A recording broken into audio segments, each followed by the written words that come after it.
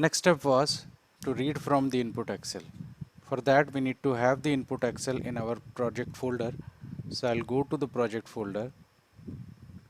I have already copied the Excel which we are using for input and output. I'll just paste it here and let's have a look at it. This is our input data. I am using the same data which I used for the demo purpose earlier. I'll delete the output so that we'll know our program is working correctly and we have the new output values in it. Save it, and for now we can close it. So we have the input Excel in place. Now I'll drag an activity called read range.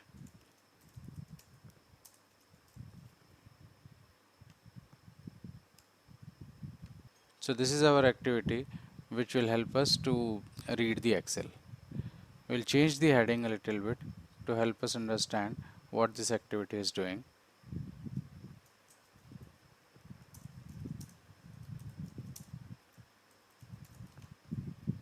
And now it's time to provide the input and take the output from the activity.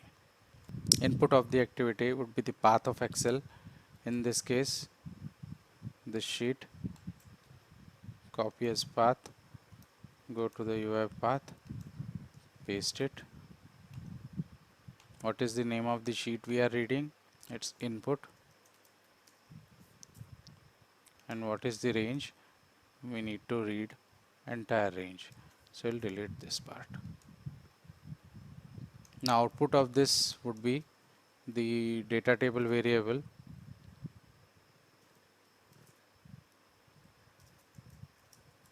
I'll name it input dt.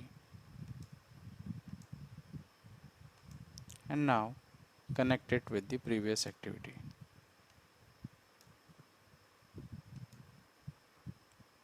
Done.